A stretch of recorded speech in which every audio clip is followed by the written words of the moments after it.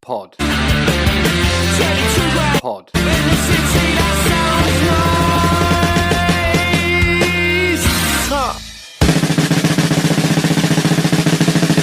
John was just saying you had a bit of a catch up the other day, Brandon. Yeah, right? I think we was on the phone for about 2 hours in the end. Yeah. It's just goes like that, you know. It's just you can just do it all night. It's crazy. Well, I was saying that it was weird, really, because there was so much stuff that we realised for the first time, because we've never thought about the past that much, have we? Really? No. So it was interesting to realise a lot of that stuff for the first time, you know. Yeah, do you not really spend a lot of time reflecting on your kind of past history? I mean, when we meet up, we always talk about the old times, but only like in the sort of like, oh, wasn't this funny or weren't that great? But when you actually think about how it relates to the changing of time, you know, from the late 90s through to the mid 2000s, a lot changed for everyone, not just us. So it was interesting noticing that sort of stuff, really. Yeah, and I think also like as time goes by, like it's been so long now, and like you kind of like I sort of find myself thinking about kind of the stuff that happened back then, and kind of thinking, did that even happen? Or like, you know, it's just mad because it was so long ago. But you know, but then once you do start talking about it, there's so much more to everything as well. Yeah, right. Yeah, absolutely. Yeah, I mean, we've had guests on who said like you say, like at the time, it's a bit of a whirlwind kind of thing. So they're not really appreciating it as much at the time. It kind of takes a bit of time for you to reflect on it properly. I think also what you know, you're in your 20s, so you're living your life at the same time as well. Do you know what I mean? Right. So, that's exactly right. Yeah. You know, and we were, you know, we had a good time, and we were young, and we were in London, and it. I mean, you're sort of getting on with everything, with your relationships, with your friends, and you know, the band is always sort of wrapped up in that, really, whether you like it or not. So sometimes you don't realise how much time sort of passed from bit to bit, because then you think about what happened with your friends and blah blah blah. So yeah, it's really strange, I think. You know, I think another thing that people might forget about, like people that are starting bands when they're young, is like if they do get picked up and it starts going well for them, like you got to remember, like they're still kind of going through that process of like growing up, coming out of their late teens and finding their identities and stuff, and like you become like in a bit of a bubble, so you sort of, it's almost like you miss out on like a decade of doing experiences and doing things because you're in this kind of bubble. Yeah, true. Yeah, we've had with guests on that said a similar thing, where you kind of get to a point where you've got to play catch up a little bit. Yeah. Do you know what it is? It's the classic thing. I know it's a bit of a cliche, but it's fucking so true. It's like when people say, I mean, even at any level, even at smaller bands like us or fucking Noel Gallagher, Liam Gallagher, whatever. I don't know why I said that. I think it's because there was a question about them. I never think about them. But, you know, you do get that shell shock coming out of, for example, if you go on tour, after the 2 weeks are up, you come back home and you sit down and you think, what the fuck am I doing? You got a bit of a downer. Because your life has been wrapped up in going from A to B, playing gig to gig, drinking beer after beer, you know, and then you get back to reality, and it's really can be really difficult to actually reassociate yourself with normality to some degree. And I think because the band lasted for so long and was intense for quite a long time, I think it took us a few years to get over not doing it almost. I know that sounds a bit sort of over the top, but I really do think it, you know, I mean, it had been part of our lives since we were 17, you know. We were 17 when we formed the band, and we were pretty much gigging straight away. So it was weird when it came to a stop, you know. Yeah, we definitely had guests on who said a similar thing where, I don't know, it's almost like when a footballer retires and you hear they're trying to get their heads around it kind of thing, like like readjustment period almost. Yeah, but we don't get to be commentators after or pundits. That's it. No, you know, that'd be quite cool. But an indie pundit, that'd be quite good. Yeah. Oh, bloody hell. They wouldn't want me fucking giving my opinion, I'd say that. If Roy Keane. There'd be too many pissed off people. You wouldn't be able to put it on before 9 o'clock as well, would you? No, might piss a few off tonight. Who knows?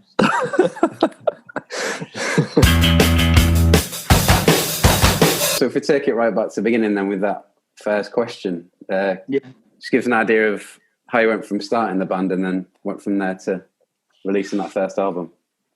Well, to be fair, I mean, it's the whole history of the band is quite a long journey, really. And, you know, I think we took it for granted, really, that, you know, it was such a long-running group. I mean, we were active for the best part. I mean, active as in regularly playing and doing gigs and recording, probably for the best part of 15 years. And I would say the last 5 years, it probably slowed down.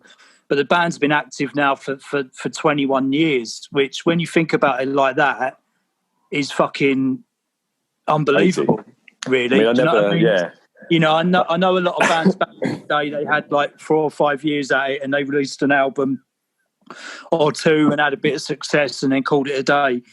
But it was a lifestyle for us, to be fair. And I think that was, I don't know whether that was to do with our energy or the drive, you know, that I had with regards to wanting to write songs and go in a certain direction. But we've had that drive from day one, really. I mean, it has revolved around Brandon and I, because we've been the two consistent members of Neil's Children since the start, and we met at college doing a BTEC in music in Harlow, but we'd actually met a year or so before that, and I remembered this the other day in the local council hall. They had a Who tribute band and an Oasis tribute band playing, and in Cheshunt in Hertfordshire, where we're from, it's a small town just outside of London. That would have been quite an event for us. We would have been about 6. And I remember, like, not speaking to Brandon that night, but we hung out a bit together. I think we had our arms over our shoulders singing fucking Don't Look Back in Anger or whatever. Do you know what I mean? But I think we definitely remember, were you there with Sam? Is it your cousin? I was there with Sam, he's a sort of like a distant cousin of mine. And Brandon was there with his brother. And I remember, you know, we were singing along, blah, blah, blah, whatever.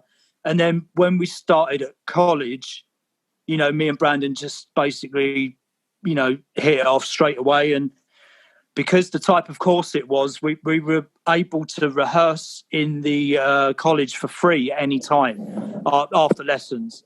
So basically, Brandon, I, and a guy called Tom Hawkins, we formed Neil's Children probably in the mid to late 99, I would say, Brandon.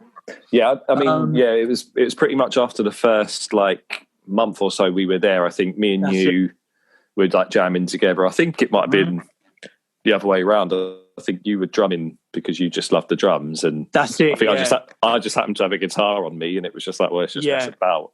But then I think once we realised, like, it was something we wanted to do, obviously you played the guitar, and it was like, well, it's obvious you've got to play guitar because I couldn't really play it. Well, I mean, the thing is that you weren't a drummer either, were you? I mean, that was you had to learn really quick to do that. But I mean, the thing is, you're obviously a natural with it anyway. So, but the good thing is, because we were only 17, well, we would have been 16 at the time. Probably it would have been a couple of months before we played a gig. But because you were so young and I was so young, we didn't even really question it. We just went with it. And as I say, we got a fellow student, Tom Hawkins, in on bass, and at the time it was very much based around the more obscure end of the 60s sort of pop and psychedelia things. So we started out with a massively, drastically different sound to what we actually ended up with, and that was really because at the end of the 90s, what you got to remember is music wasn't really in a good place. That was the start of the sort of Coldplay, Travis and Snow Patrol type thing. And at the age of 16 and 17, there's no, you know, you've got drive at that age, and there's no real appeal for that sort of music because it's too reduced of any visceral tension, I think. And the 60s thing, I met up with a couple of people once I'd left school who introduced me to this more obscure world of underground 60s music. There still is, actually. There's a club in Finsbury Park called Mousetrap, which is a really long-running psychedelic nights, and basically I started to go down there, and I used to drag Brandon along as well.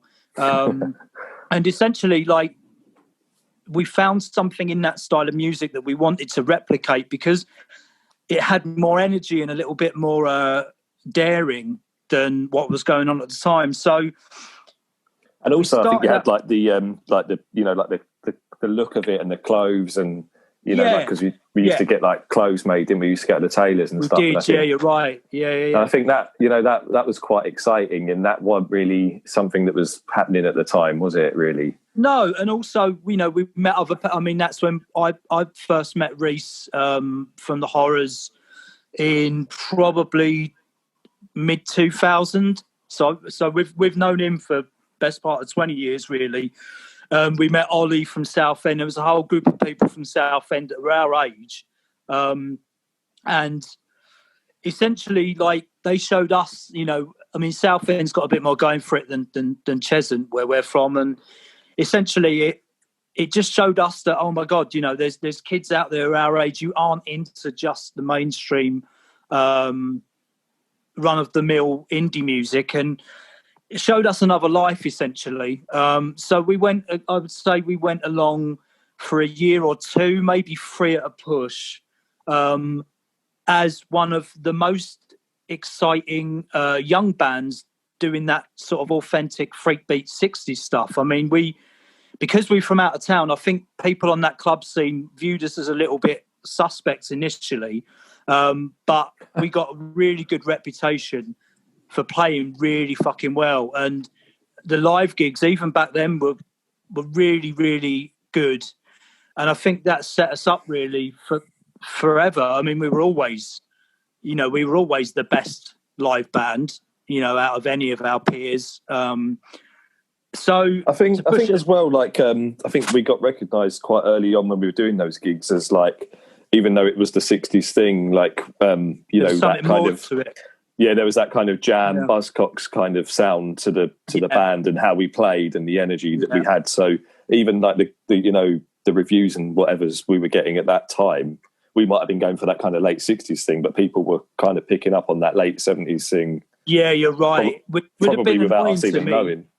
That would have been annoying to me at the time because I wanted it to be really authentic. But obviously there were so many influences put into the mix that, I look back on it now and we were lucky that we weren't as authentic as a lot of the other bands because we wouldn't have gone anywhere really. But to push the story along a bit, basically what happened is, I would say sort of early 2000s, 2001, 2002, you had that big influx of American bands come over, bands like the White Stripes, the Strokes, Whirlwind Heat, and more obscure bands like the Greenhorns and stuff like that, the Sympathy for the Record Industry label, garage stuff. And we were sort of discovering that in parallel with a lot of the 60s stuff. But obviously a lot of that music, because it was current and being played by people who were, maybe 2 or 3 years older than us, then you start to think, well, there's actually new bands that I can go and see now. I don't just have to listen to old music. There's people doing stuff that excites me as much. So essentially over I would say 2000, 2001, 2003, we started getting interested. I mean, we still would have only been about 20, 19, 20. So we were really young. Essentially we would have started discovering stuff like, initially it would have been early Yeahs, early Rapture, Whirlwind Heat, early White Stripes, but then we would have started discovering stuff like Gang of Four, Public Image Limited, Joy Division to some degree. So our taste naturally just started broadening, and that's when that pushes you up to what you were saying. The first record, our first records essentially were the Come Down single and I Hate Models, and that really set a template for what we'd become known as, that quite stark, harsh, very minimal post-punk that I think we continued with probably for another couple of years after that. Yeah, I wanted to ask you about that Southend Scene. And was it the Junk Club that you started alongside Horrors. Yeah. Because that was way before. Or was that where they kind of formed then at the Junk Club? Well, to be fair, the thing about the Horrors, the weird thing about it, our association with the Horrors is a strange one, because Reese is one of my best friends and one of Brandon's best friends, one of our oldest friends. Probably other than Brandon, he is my oldest friend. And essentially, we all like a similar type of music. So when the Horrors came out, it wasn't surprising to me that they were doing the music that they were. But yeah, all we ever got asked all the time is like, "Are you annoyed that the Horrors they're doing your thing, or are you annoyed that the Horrors have come along and done X, Y, and Z?" So our relationship with them was fine and is fine, but people seem to be obsessed with the fact that we were a few years before the Horrors, and the Junk Club thing that was going before the Horrors existed, but Neil's Children was already going by that time. So I think the first Junk night was probably 2003, and it was at a place, I think it was the Sherlock Holmes was the first one, cool. And then it moved to what was the bloody place called on the seafront, Brandon? I don't know. I only remember the place on the corner. Yeah, I can't remember the name of it now. Anyway, but yeah, so basically, yes, it was before the Horrors were going, but at the same time, the kids who used to come when became members of the Horrors. So it doesn't surprise me that I don't think they were influenced musically by us, because their music was very garagey when they started. But undoubtedly, I would say they were influenced to form a band partly because of us. Yeah, 100%. Because when we started Junk Club and when we started playing at Junk Club, we were the house band for the best part of a year or maybe longer. There weren't many other bands in Southend at that time. Later on you had the Puritans come up and stuff like that. But I would say, us, and I don't know if Selfish Cunt played there, maybe they did, but I would say that, we were probably the only band that was formed out of the people who went to the club, or formed out of, people who did go there. We didn't form because of the club. But, I mean, it's hard to explain to people what Junk was like. It's the best club you can ever imagine. It was amazing. It was brilliant. Yeah, Sadly, I didn't get to go as much as you guys, but I mean, it was amazing. But I also, just going back on what you were saying, I think as well, like, because we've become an established band at that point, and we were going to play at the Junk Club in Southend, like, I don't think, other than like, the main big venues in Southend, like, bands generally at that time weren't going there to play. Not at all. I mean, yeah, Oasis and Blur played the Pavilion, didn't they? But it wasn't. It still isn't really. I mean, it had its day in the sun because of bands like us and the Horrors and the Puritans and stuff like that. But it's pretty. I mean, Southend. It can be quite a grim place, quite an aggressive place actually, because it's it's a seaside town. It's in Essex, and but there is something about it. There's something really vibrant, I would say, and there's something about the people who come from there, and a lot of the people that were huge Neil's Children fans through the Junk thing, and a lot of them were so young as well. Yeah. I would say that a quarter or half of the crowd were probably not old enough to be in there, and it felt almost like a cross of what I would think of maybe the Blitz Club, the early New Romantic thing, and maybe a bit of like the Roxy, with the Pistols playing and the Clash and stuff. It had that vibe, and I reckon for 2 or 3 years that was the best club in England. And were you kind of instrumental in running that then, John? Did you kind of found it and run it? Basically, because I was still living in Cheshunt at the time, or probably crashing at a girlfriend's in London. So I wasn't involved in the running and the promotion of it. That was mainly Reese and Ollie. But I was a regular. Kieran as well. Was Kieran involved? Kieran as well, yeah. He was the designer, a graphic designer. Who did later on. He did Neil's Children's sleeves, but he also did all the flyers for Junk, which were amazing as well. And basically, I was I'd say for the first year and a half, I was a DJ. I DJ'd everyone. So helping found it 100%. Helping to run it when I wasn't in Southend, probably not so much. But at the same time, Reece and Ollie still lived in Southend, as did Kieran. So it just made sense for them to do the build-up work to it. But it was very much a collaborative effort between, and there was also Ed as well, who DJ'd. And it was our thing. It was just amazing, and that's when there was so much good music coming through, as I say, from America. Even, you even had like the early LCD sound system stuff, as I say, the early Rapture stuff. I mean, House of Jealous Lovers was the anthem of that club for the best part of probably about a year.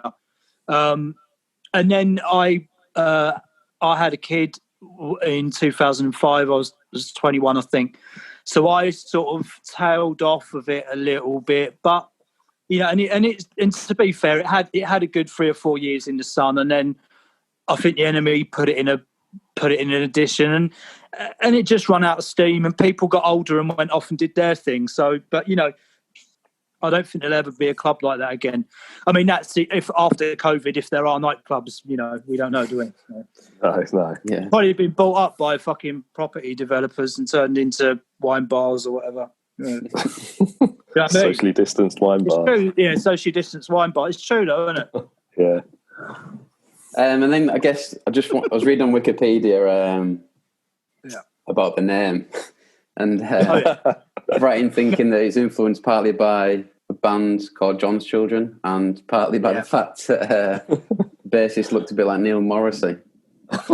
What story do you want? Because there's probably a few. Yes, we got so bored of like doing interviews back in the day that we just used to like make up stories about how we came up with a name. But that pretty much is it, isn't it? I mean, yeah, it is it. And it started out as a bit of a joke, and I mean, I was obsessed with John's Children. I mean, they're fucking great. They still. They are proto-punk essentially. They're punk before punk, But yeah, I mean, I was obsessed with John's Children, and Tom Hawkins did look a little bit like Neil Morrissey. It was never a great name, to be fair, but it took on a meaning of its own. And before that, the band itself and the music eclipsed the name anyway. So it's not the end of the world. We could have put a bit more thought into the name, but then again, at 16, 17, you got better things to do, really. Yeah, you don't care, do you? Not really, no.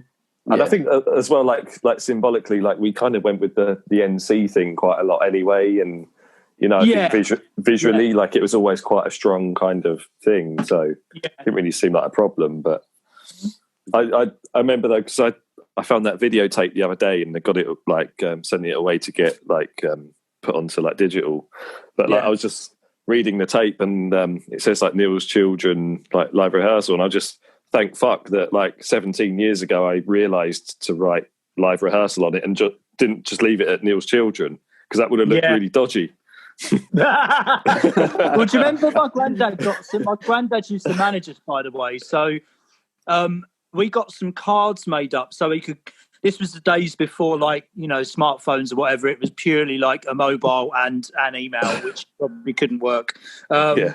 He used to get the one of the receptionists at his firm to be our PA, essentially. Do you remember? She used to field all the calls for him, and like, that's right. When he'd come into work, she'd say like, "Oh, John, like this promoter rang you, wants to book the band or whatever." I mean, it's fucking. Basically, we got some.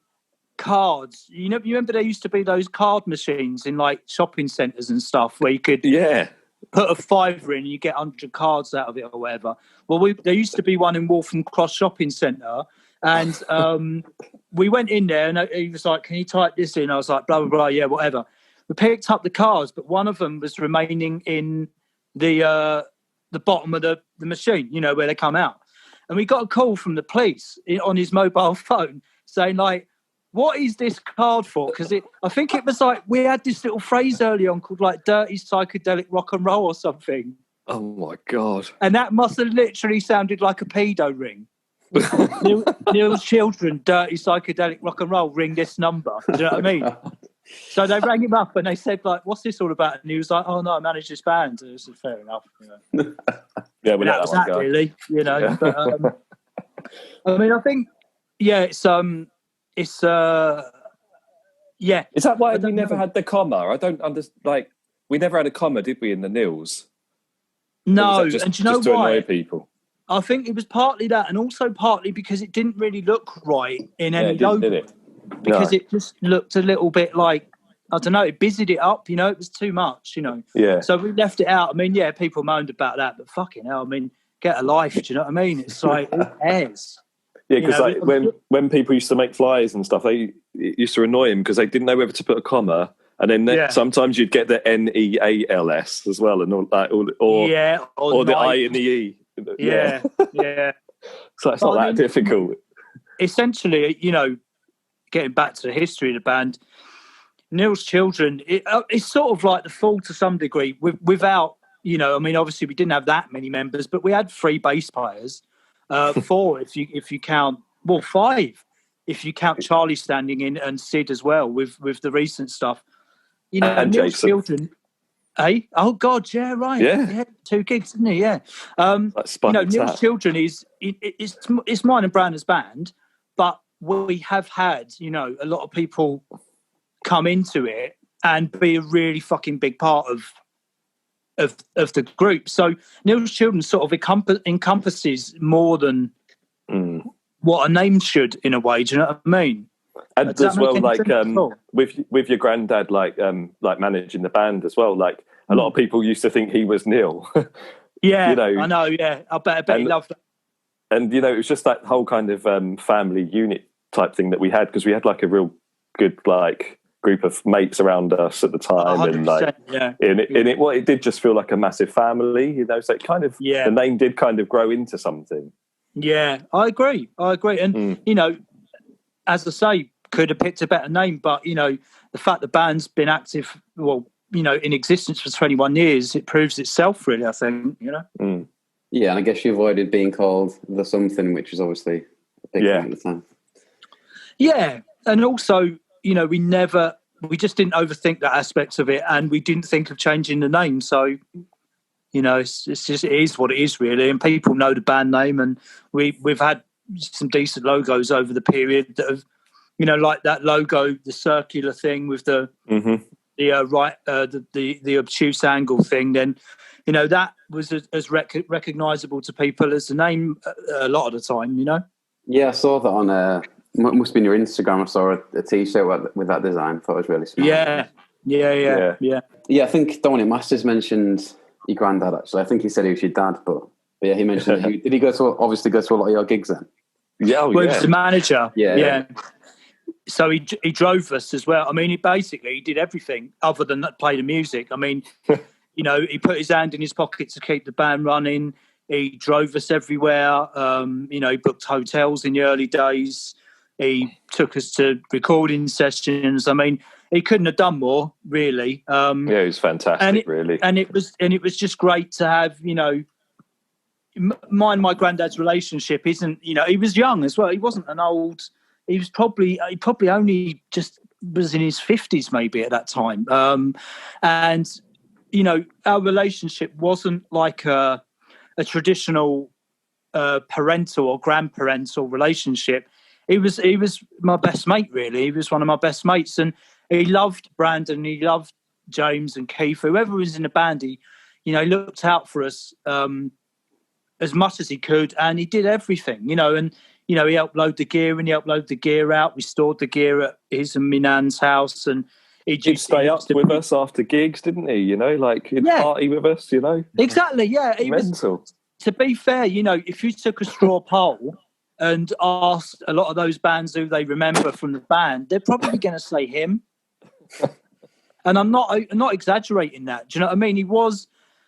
Everyone got on with him. Everyone remembered him as well. And what he lacked in, industry knowledge, which means fuck all anyway at the bottom of the at the end of the day, he made up for in fucking pure enthusiasm and going out of his way to make sure everything was as good as possible, and even later on when we got tour managers and stuff, and we went on the road with people driving, he'd still come along with us just for the fucking fun of it, you know?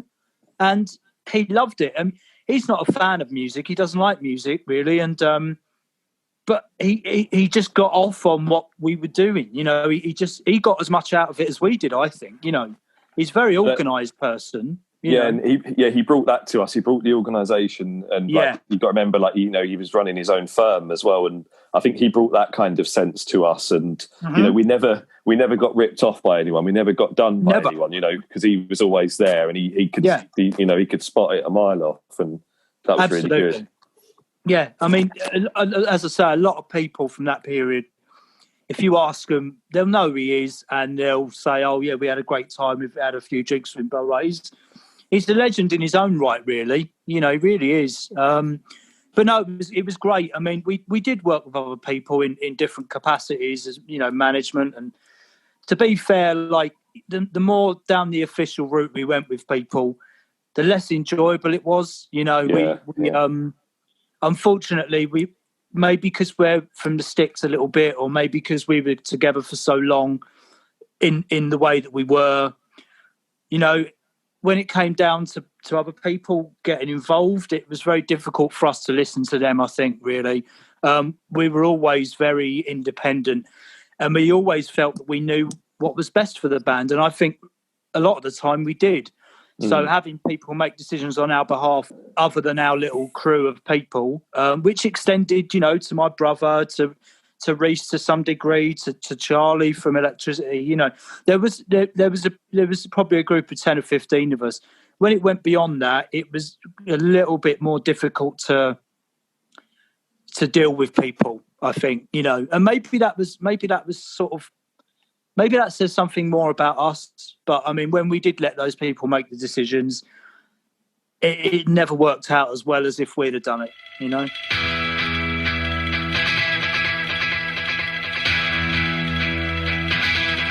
Yeah, moving on to that first album, I saw you had some singles out before then.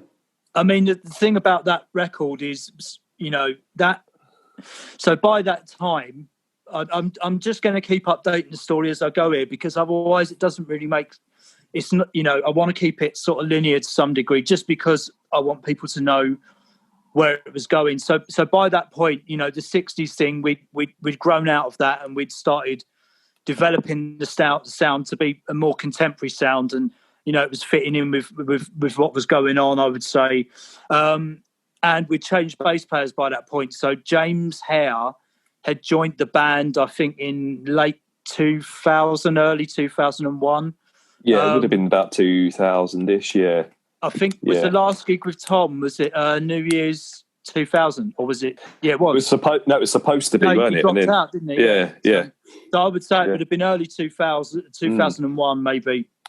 And James had actually been at that gig as well, and really enjoyed the band. So he joined the band, and the sound went into a more contemporary direction. I wouldn't say it was as post-punky early on, but it was going that way. So the album you're talking about, really, that it's not really an album. It's a semi-compilation of the first two singles, the A-sides and the B-sides. So it's Come Down, How Does It Feel Now You're on Your Own, I Hate Models, and Trying to Be Someone Else for Free, plus another 4 or 5 songs that were recorded at the same time. And by then we were working with a label called Soft City, who were an independent label run by an NME journalist called Paul Moody, and a filmmaker called Andy Stark. And this would have been 2003. I don't know how we... Brandon, do you remember how we would have... I think you met Paul... I think you were chatting to him maybe after a gig we played, like On the Rocks or something like that, maybe. Right, okay. Because I remember you telling me about him, because you were chatting to him maybe, and he was interested in the band, and he had some ideas, as he did, you know. And I think that's how it was, because I don't remember meeting him for the first time. I think it must have been you. Okay, yeah, it makes sense. I mean, essentially, you know, he was, as I say, he was an NME journalist. He... You know, that period, I would say, was probably edging towards the end of the period where the music press was probably had any clout.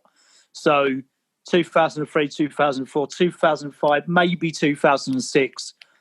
After that, it wasn't really as important, I don't think. But he liked the band, and I think he might have seen us at Metro as well. Okay. And yeah, we did a couple of singles for them.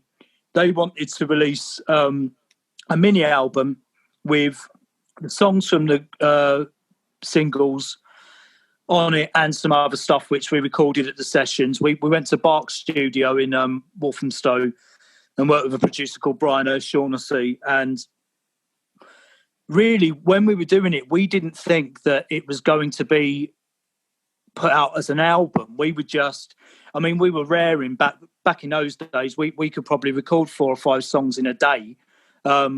Everything was live. We were tight as fuck, really.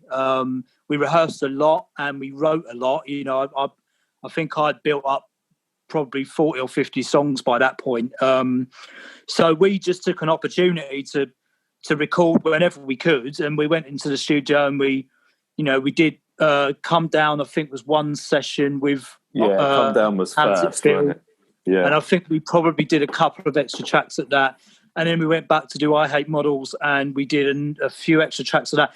But I mean, you're talking about maybe 2 or 3 days at a push. You know, it wasn't a week, or it wasn't even a week. It was 2 or 3 days, and we probably knocked out 4 or 5 songs a time. It would make sense that was how it went. Yeah.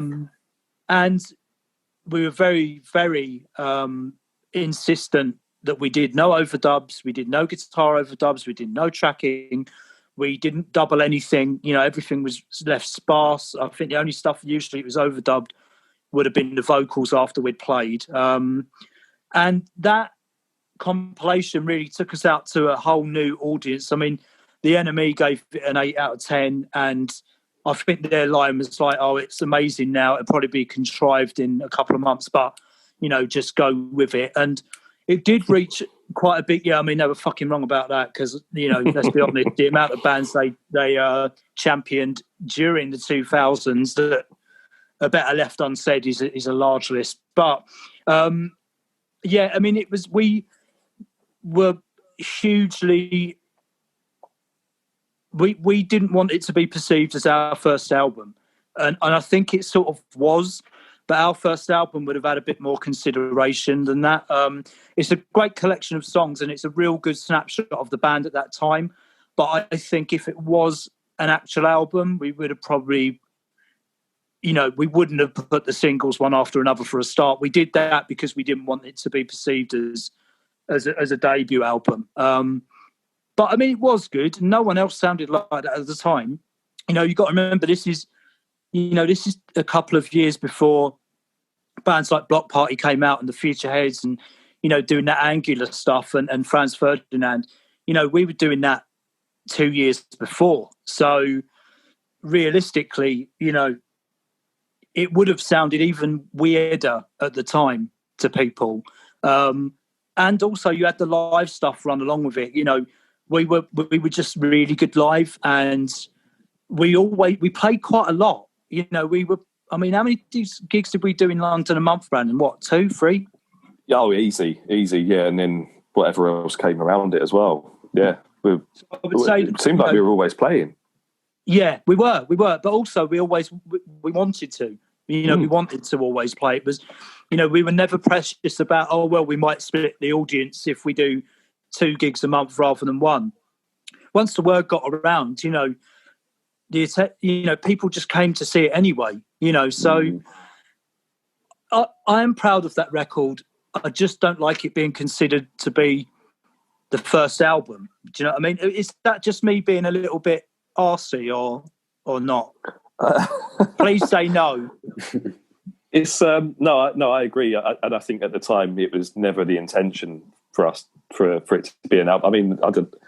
I mean, is it supposed to be a mini LP? Is it supposed to be an extended EP? I just don't really know. I mean, I think it was more. I think the record label guys, to them, it was like, yeah, the 2 singles that came out on vinyl went down really, really well.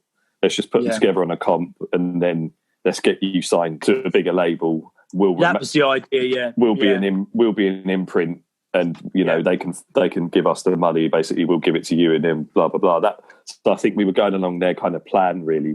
Whereas I think maybe if we had a bit more control, perhaps we might not have gone down that road. But you know, it done the job. But I think the two singles when they came out on vinyl, I think they done the hard work anyway. Yeah, agreed. Yeah. Yeah, so that obviously explains why it was only 8 songs long then, because you didn't realise it was going to be the first album, basically. Yeah, and also, you know, to be fair, even if we'd done an album, I don't think we'd have done any longer than 25, 30 minutes, because the whole thing about the band at that point is we were always very concise when we played. When we first started, until we got picked up by Soft City, we would probably try and push a support slot to 40 minutes. You know, we would just keep playing and playing, you know.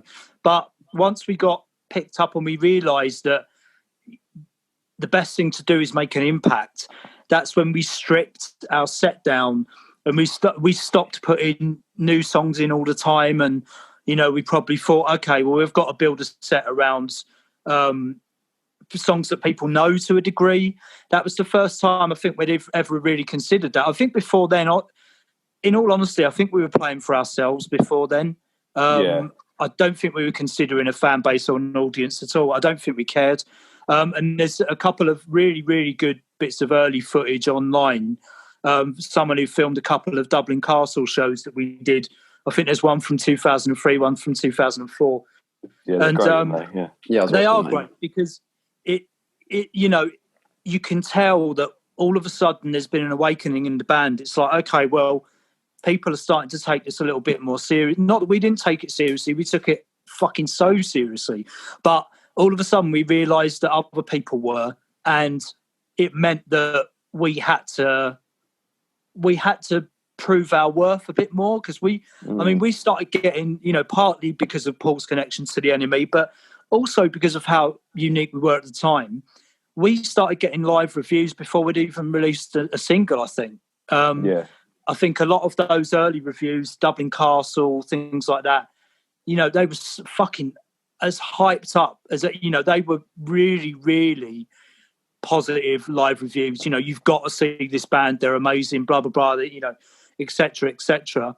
So we had quite a lot to live up to. Once those things had started coming in, there was more pressure. You know, I'm not talking about pressure as like, well, you're going to get drops if you don't perform.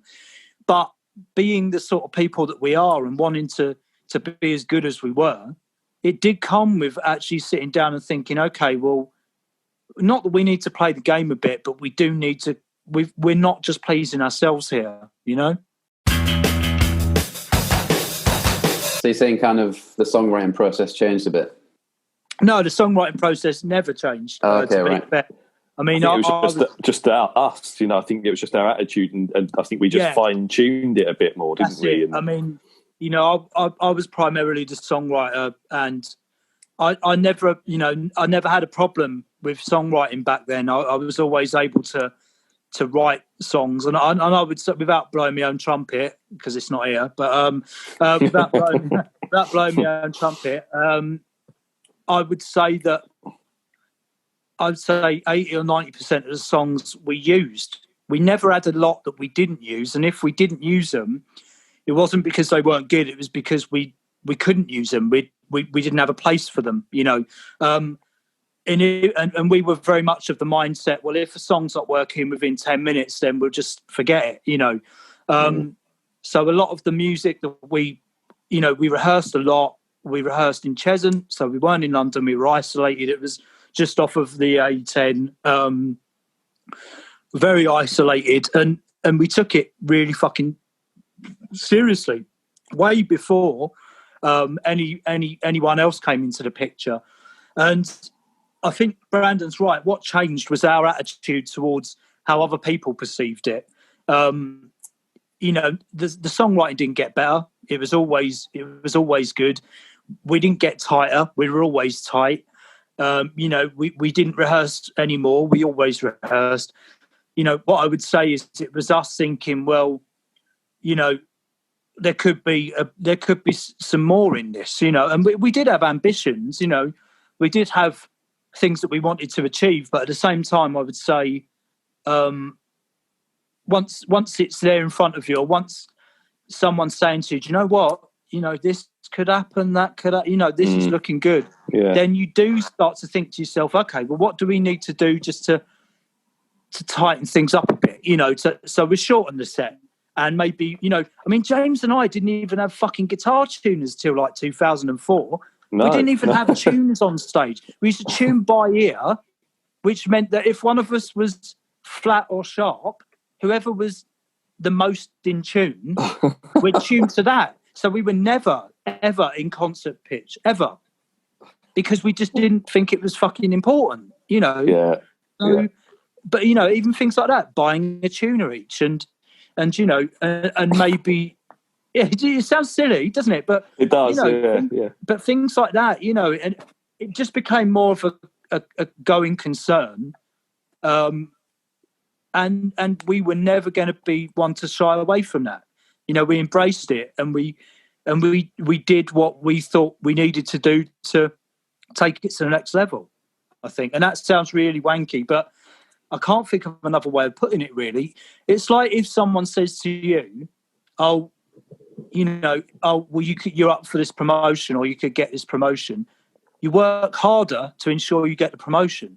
So that's what we did. You know, the fact that, oh, well, there was, you know, oh, you might be able to do a couple of singles with this label. And we made sure it would happen. Yeah. And you mentioned your ambitions. Like, what were your ambitions as a band then when you were starting out? To release a 7-inch single. That was it. When we were at college, that was my ambition. Yeah, I think to do have a 7-inch and like maybe to go on a tour. I think it was just like they're the thing that's what you're supposed to do when you're in a band, isn't it? You know. Like, yeah. I mean, you've got to remember that we were saying that at 16, 17. By the time we were 18, we were doing a tour of northern Spain without having released a fucking single or record at all. You know, we went on tour organised by friends in the 60s scene in Spain, and we went out there for 2 weeks just in a van, me, my granddad, Brandon, James, pre-sat-nav, so we were driving around in the back. Hey? Yeah, we had a sofa in the back, didn't we? In the back, had all of our equipment in the back. We hadn't booked any hotels in advance because obviously there was no internet really back then, so we couldn't make a booking online. So what we did is we took a map of Spain. We went to Barcelona initially to meet Ada, the promoter, and she said, "Right, you're going here, here, here, and here. You've got like 10 gigs, you know, across all of northern Spain." We went over there on the ferry. It took 3 days. Staying on the ferry, like getting pissed on, like WKD Blue or whatever it was back then. And we got to Spain and we drove around northern Spain with a map. I mean, you can't, you know, that's so alien nowadays. I mean, I wouldn't even know how to read a map now, you know, because I'd just put it in the sat nav and I'd say, okay, right, get me here. But back then, it wasn't even a concern, really. You know, we just knew we had to get here, we had to get there, blah, blah. We'd turn up in a town and we'd ask someone, oh, is there a B&B or a hotel round there? We'd go and find their booking there and then we'd go and play a gig, you know. So, you know, that touring thing was ticked off very early on in a really quite elaborate way. We could have gone up and down the UK playing shitholes to no one, but we went to Spain and we did really, really good shows. And that, the ambition from there, really, maybe that just made us think anything was possible, you know? Yeah, and that to me was that was what it was. You know, every book I'd read or documentary I'd watched about bands from the 60s and 70s, all they'd done was got in a van and went on tour. And that's, I mean, we'd done that in such a basic way ourselves, you know, like we said, we had a sofa in the back, you know, it wasn't even like stuck down to the van, you know, it was like held in by the drums and amps, you know, like didn't have any seatbelts, like we got through customs. I don't know how, but you know, it was just what we done. It was just like brilliant. Such a laugh. Yeah. And I think it was a really formative time really early on for us, because then we realised that, if you can do it at that level, if you can do it in the back of a van with a sofa and with just you guys, then getting someone else to drive in a proper van is a luxury. It doesn't, doing it any other way doesn't stop you doing it, because a lot of young bands, I think, especially bands back then, because there was a tiny bit more money in the industry, a lot of bands back then started out with Wedge behind them. So they'd have a tour manager, they'd have a guitar tech, they'd have a splitter van, they'd have this, that, and the other. And then when it comes crumbling down a bit, and then all of a sudden that backing's not there, and they go to pieces. Do you know what I mean? And they can't deal with it because, well, who's tuning my guitar tonight? We started out doing it for ourselves in a very DIY fashion. So when we finally got a driver, it didn't really make any difference to us, because we'd done it and enjoyed it in the most DIY way possible. So, we were just lucky. And maybe because we're a few years older than a lot of those, I don't know. But I mean, yeah, that ambition was just something that came really early. It was so fucking fun. I was saying to Brandon the other night, I don't think anything was ever as fun as that. I'm not saying like I'm not being depressive and like miserable, because I'm not like that anyway. But but it was, it's the first thing like that we did, and it was so good. We could have split up after that tour, and I'd have been happy. I wouldn't have been happy, but I'd have been satisfied.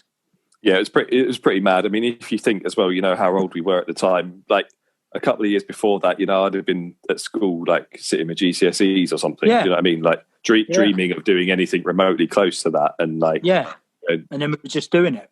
And I think like one of the last gigs we done, was in like La Coruña, wasn't it? Like for the owner of like the football club, like that's it. Yeah, like a really rich guy. Like he was like I don't know, like he owned like a football club or something. It was just like there was like so many people at this venue. It was crazy. Yeah. Had a massive party afterwards, and I think we all got lifts home in various different cars, and they were all like off their heads and like. I mean, the thing is, like, essentially we had an early introduction to getting royally pissed constantly. I mean, from the ages of 18, we were, we did drink a lot, I would say. And that started it off really. But, I mean, none of us ever got in any bother, but it was fine. But I mean, it was amazing, really was. Question we ask at the end usually, but would you say that was the high point then, John? Is that what you're saying?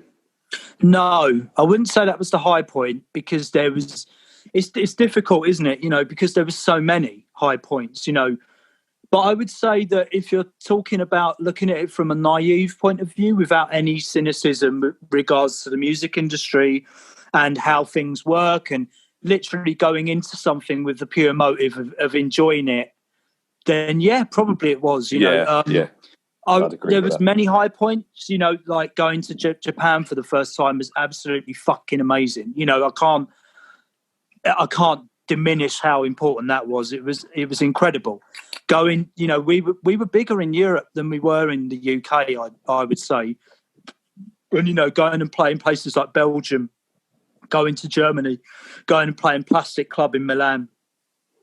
They were high point. Going on tour on the Horrors' first proper tour, supporting them, that was a high point. There were many, but I would say that if you're going to look at the pure motive of being in a band and why do you start these things, and pure enjoyment without any of the fucking shit stuff that goes along with it, then probably. And obviously, like you mentioned, music journalism and all that, and NME was a big deal back then and everything. Just in 2005, I noticed you were number 30 in the coolest, John. Was that something that you took any notice of, or was it a bit strange? How did you feel about that at the time? To be fair, I mean, I don't think I've ever been an arrogant person, Brandon. If I have been, please tell me now. I've never been up my own. It's not too arse. bad. Like in my phone book on my phone, he's made me put his name down as number 30 though, which is a bit annoying.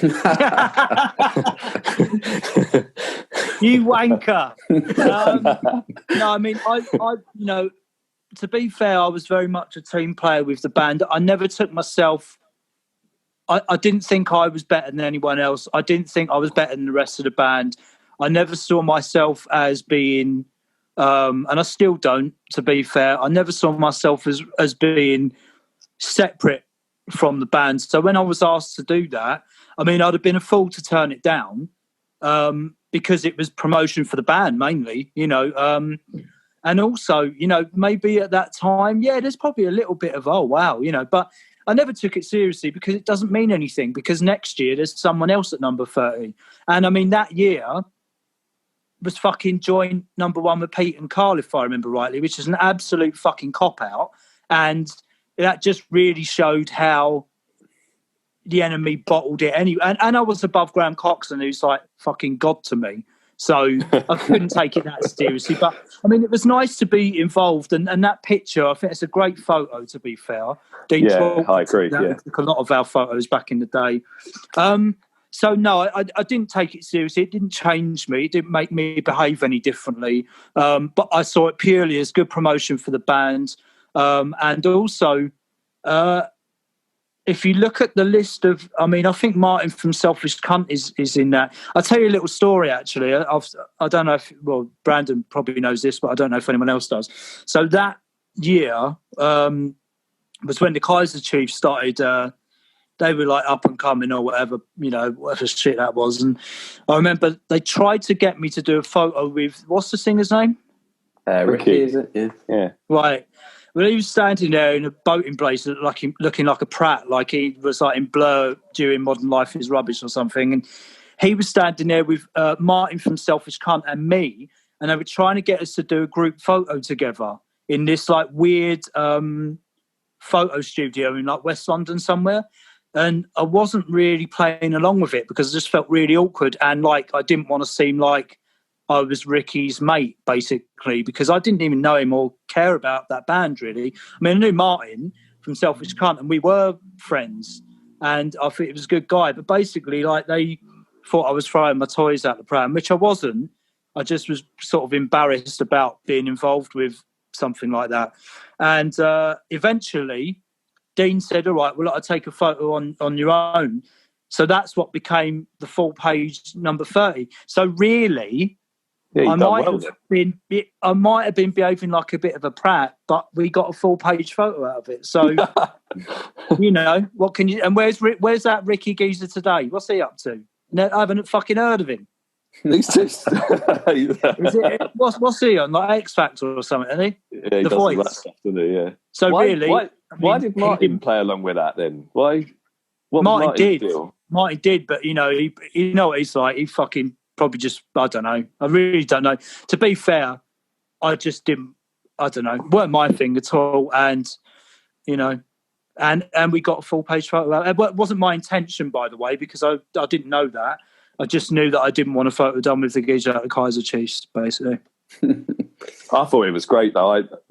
You know, from my point of view, I just thought it was fantastic. Like, because whatever happened with us and our relationship with the NME, the fact is you were there, you were in it, our band was in it. Do you know what I mean? It's just like, It was brilliant. I just thought it was great. You know, like it was, and I knew that you were going into it, you know, and you wouldn't want to play along with how they wanted to do it. And I think, you know, it was, I thought it was great for that. Yeah. Yeah. And you mentioned like, you know, Pete and Carl and all that. Was that something, did you kind of like try and actively avoid, I guess, what you'd call like the mainstream indie? Was that something you didn't want to be associated with, really? I mean, to be fair, you know, to answer that question, you've really got to look at when we started. You know, we weren't, a lot of the bands of that period, naming no names, I don't know any, but, you know, I don't say. But a lot of those bands formed after that happened.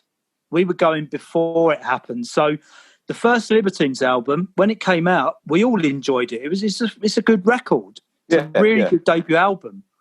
But the whole circus that went along with it, that really wasn't us at all. And to be fair, like, you know, we did know Pete a little bit in the early days, and he was quite a fan of the band, actually. I think we're in one of his books that one of his scrapbooks he used to keep at the time. I think he clipped out a review from the NME of I Hate Models and stuck it in there and wrote a little thing next to it. But to be fair, yeah, I mean, I personally hated what followed. I saw the Libertines very much as like Nirvana were, you know, good band. I mean, well, in my opinion, the Libertines made one good album. First album's good.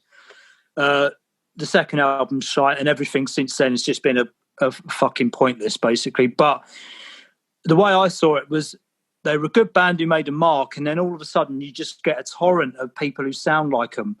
Like Nirvana, you know, like Nirvana equals Nickelback, doesn't it? Do you know what I mean? And, you know, it's not fair on that band. And, you know, the Libertines equals the Kooks or the, you know, whatever. I don't know many of those bands, but I would say, yeah, we did actively avoid it. But by that time, you know, I mean, by the time that was becoming popular, we were onto a different thing anyway. I mean, we'd been going for like 6 years.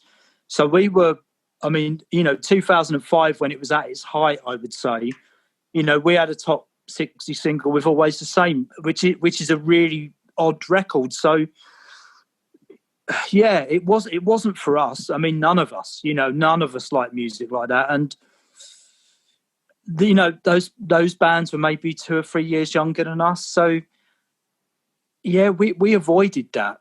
We really did, you know. I mean, you weren't into stuff like that, was you, Brandon? No, I don't think I really was. I mean, I did like the first Libertines album, but I think I got bored with the whole everything else that came along with it pretty quickly, you know. Yeah. Like, but yeah, no, and all the copycat bands that came after them, like, yeah, not my thing at all. No. Yeah. Do you think, obviously, like, there's been a lot of talk about this Landfill indie thing, which obviously you guys are not involved in, but do you think, like you were saying, John, that happens in most scenes, really, where you get the first wave of bands and then you're always going to get bands that copy it, kind of thing, where it gets watered down? Yeah, I mean, that's inevitable, just because I think there's 2 ways of looking at it. One way is, well, bands see a band being successful and they say, well, I want some of that. So they think, well, if I do something like that, then maybe I can achieve what they're achieving. But I think also a little bit of it comes from the fact that slightly younger kids see it and they like it and they want to do it. You know, like us with the 60s thing or whatever. I know you're talking about a 30-year gap between the 60s and when we formed, but it's the same thing. It's like you want to emulate what you love, you know, and every musician is guilty of that because that's how you learn. That's how you learn how to write songs. That's how you learn how to play music. That's how you learn to develop an image or a style, a visual style. The Landfill indie feel... I'm sorry, I've had 2 beers, sorry. The Landfill indie thing, yeah, you're right, it doesn't apply to us really, but it's a bit harsh on some of those groups. I mean, I don't think they were all out just to cop a bit of the limelight. I mean, that'd probably be a little bit too cynical even for me, really. But I would say that maybe a lot of those bands didn't have to graft as much as we did, and maybe they didn't develop their own voice as much as we did. I'm not just talking about we. I'm talking about, you know, maybe bands who were a few years earlier. Maybe there was part of that as well. You know, I know a lot of those bands were young, and, you know, if you're having a bit of wedge flashed at you, you know, like, oh, well, here's some money, we'll put you on a development deal for a year, we'll give you a couple of £100 a month wages, you live with your parents, blah, blah, blah, we'll get you out on tour. It's probably really appealing. And, you know, that maybe they just thought, well, I don't know. You'd have to ask them. I mean, there was definitely, and I think, do you know what? I think that post-Libertines thing's still going on now. I can feel an undercurrent of that sort of, you know, you can even push that influence to like Bombay Bicycle Club and all that sort of stuff, can't you? Yeah. The Maccabees, the Wombats and stuff like that. I mean, that was just so far removed from anything that we started a band to do and anything we were involved in, really. I mean, we used to go to Frog Club, the Astoria in London, LA too, and I think that was sort of the start of stuff like that, as far as I'm concerned. you would have the Maccabees playing there and the Wombats and stuff. And that was, to be fair, it's a really good club. But yeah, I mean, I think that second wave of that post-Libertines thing, to me, I don't think it's gone. I think you can see it in stuff like, this is going to be a push for everyone to imagine, but Fat White Family, to me, they're a post-Libertines band with a Nick Cave obsession. They're obsessed with the drug side of it. They're obsessed with that sort of decadent, romantic view of getting wrecked and getting wasted. And I think that's a little bit dangerous, in my opinion. And I think a lot of young bands at the time in the mid-2000s probably would have gone through the ringer because of that. I mean, not that we didn't get wrecked and wasted, but we never let that affect anything to do with the band at all. Yeah, that's right. We had a good time and we were known for it, but which certainly, if anything, encroached in the band. Like, we wouldn't have lived it down. Brandon would have pulled me up on it and said, "Stop being a prick." I'd have said to James, "You're getting out of hand." It just wouldn't have washed with any of us. We were too honest with each other. So yeah, I don't know. I mean, when did you start listening to music like that, mate? Me, yeah, I'm a bit younger, mate. So I was 18 in 2006. So I'd have been on that cusp of that second wave, really. Where I was in a shithole band where we were probably trying to copy the likes of Libertines, really. So yeah, I know what you mean. I mean, this is the thing, though, isn't it? You're probably the perfect person to ask, really. Then, were you doing it with a careerist hat on, or were you doing it purely because that was what you liked? Yeah, purely because it's what I liked. Like, I was just, we were just inspired to pick up a guitar, basically, by what was going on. Well, then, in that case, the question that you asked me and my answer, then that's the answer, isn't it? It's the same with the Strokes thing earlier on that we were talking about. I didn't like the Strokes, but they inspired people to pick up a guitar. I can't argue with that. Whether or not I like the music, I can't argue with it, because that's what music's all about. It's about wanting to pick up a guitar, whatever influences you.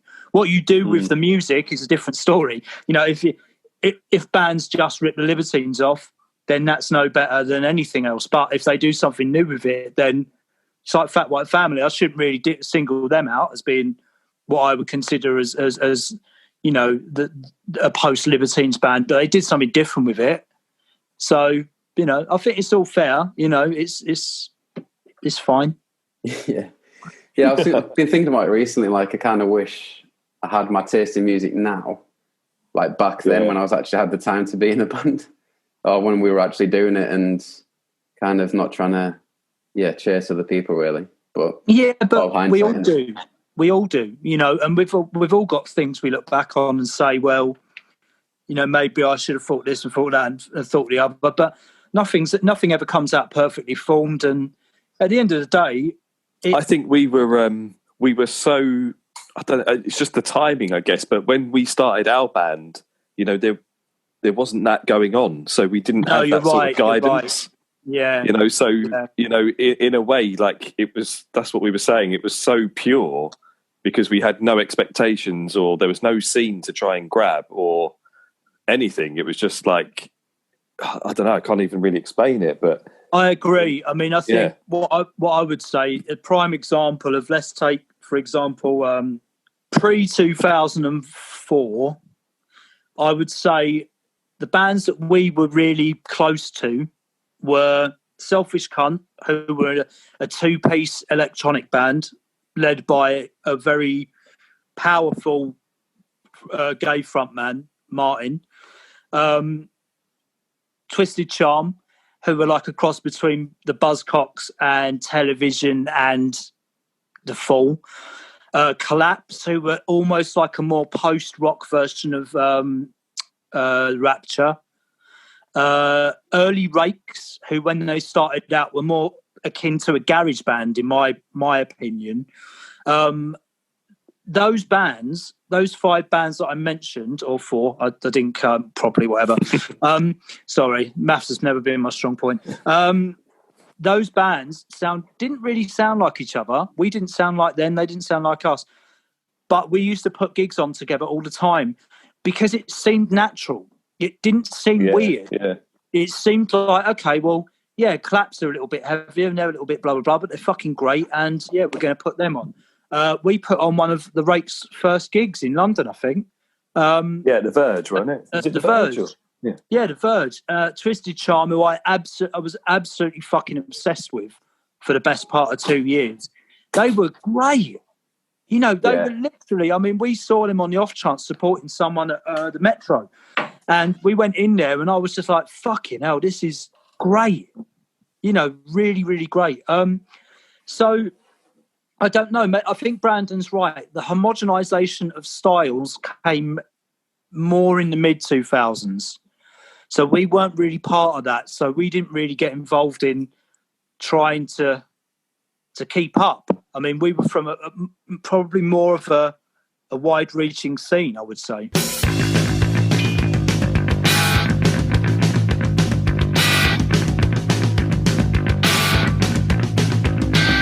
And, you know, something we asked bands is if they felt part of a community back then. And you've obviously mentioned the Rakes and stuff. Did you feel part of a community of bands back then? In the early days, not in the mid-2000s, no.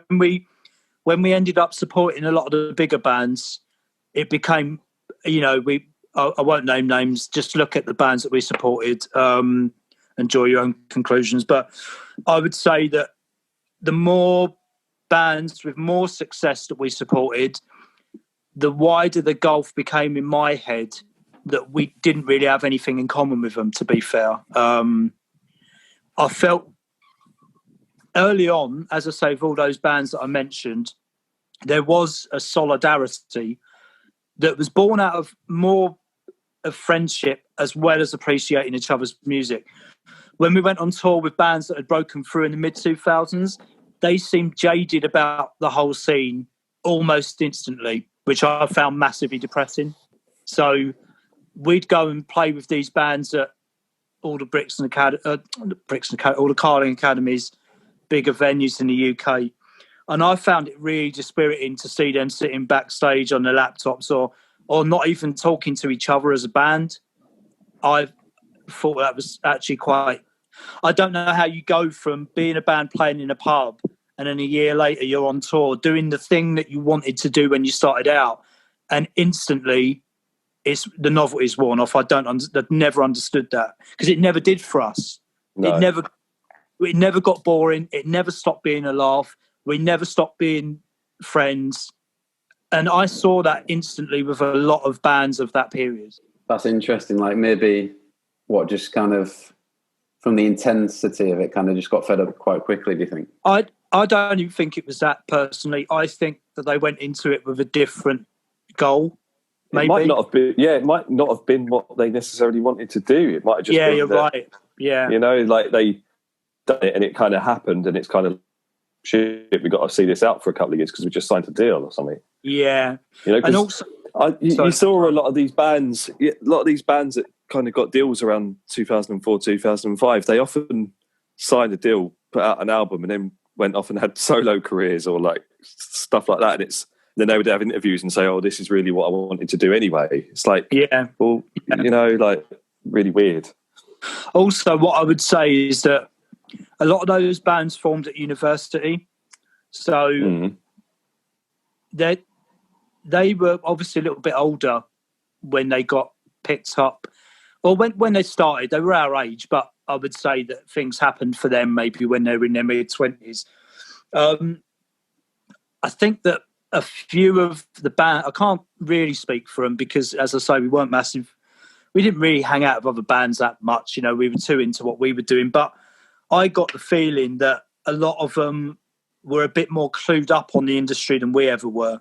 It was almost like they had a crash course in what it entailed and maybe, you know, how it would be best to behave on tour, i.e., you know, don't go out and get pissed every night, don't make a fool of yourself, don't invite fans backstage or go to their house parties and have fun, which is what we did. You know, there was never a barrier between us and the audience ever.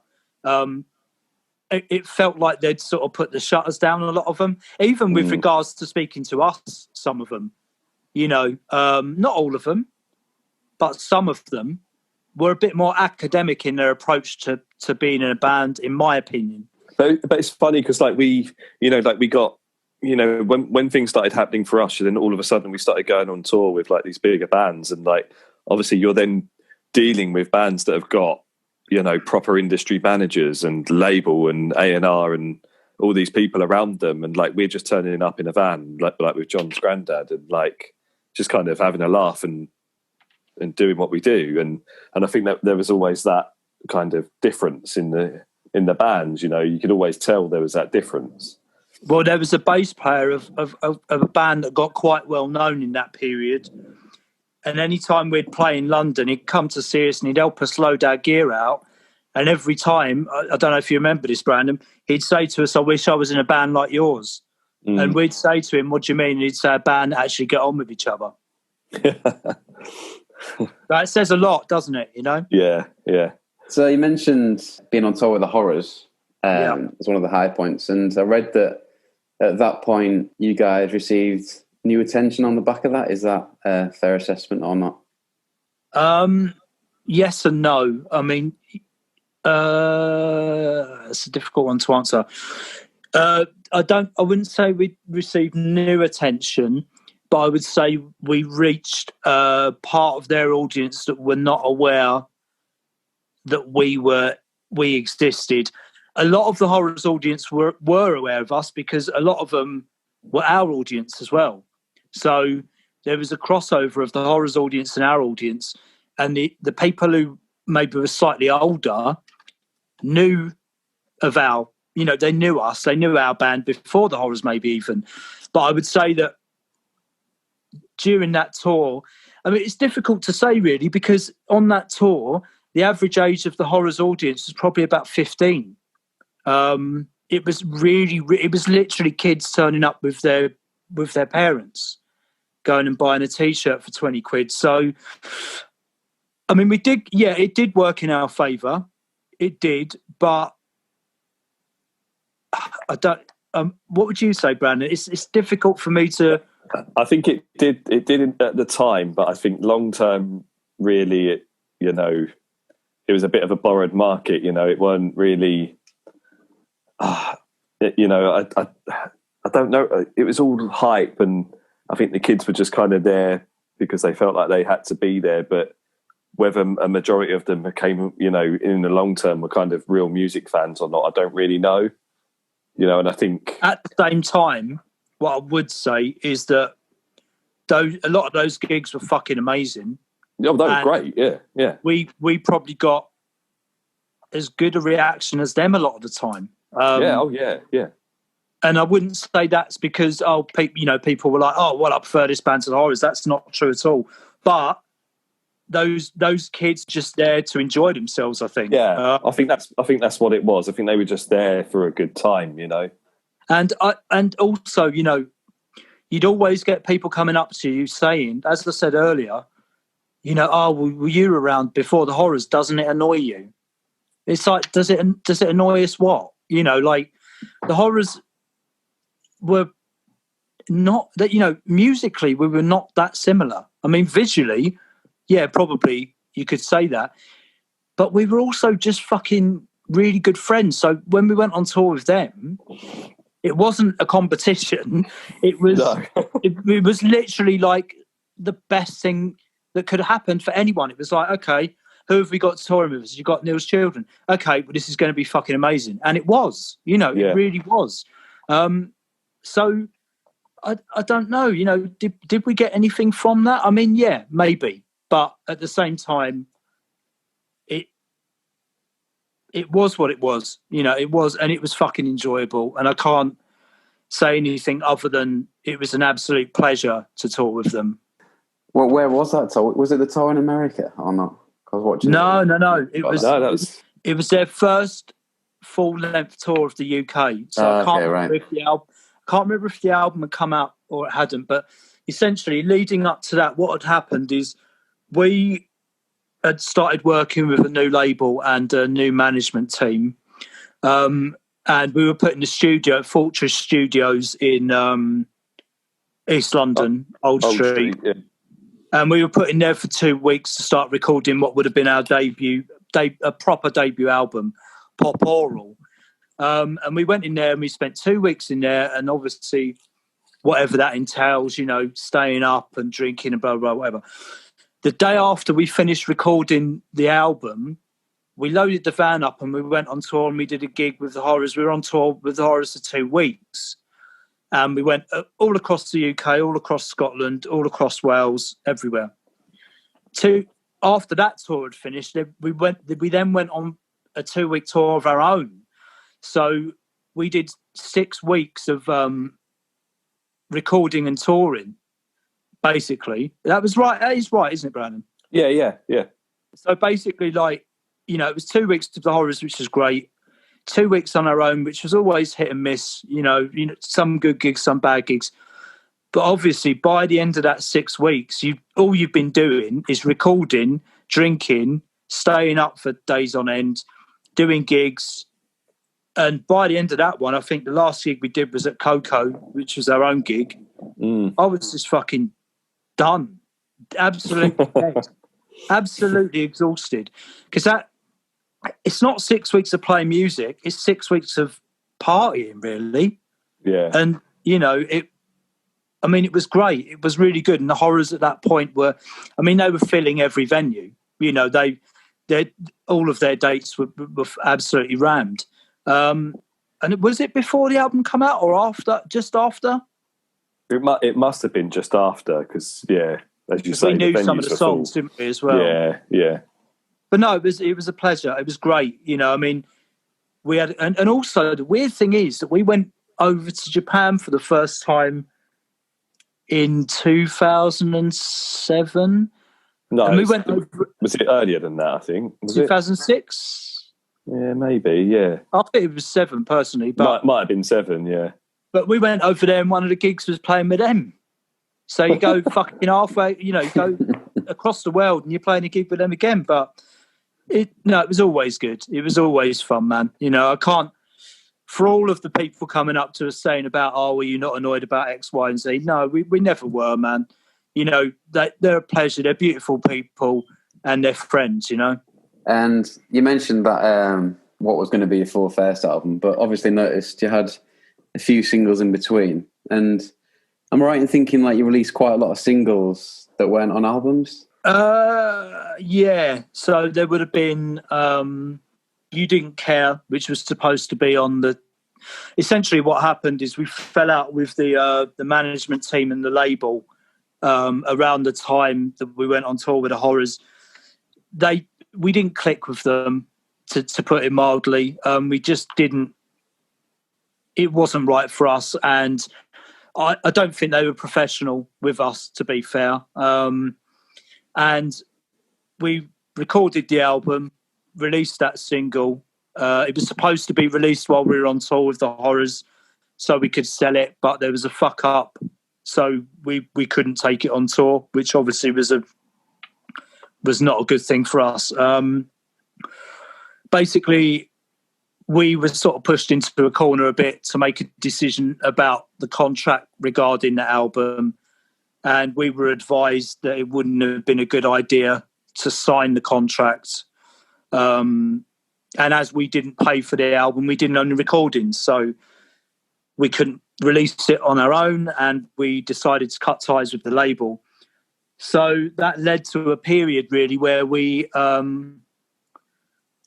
released a single, I'm Ill, independently, which is probably one of our best-known songs and one of the best, I would say, one of the best songs we've ever done.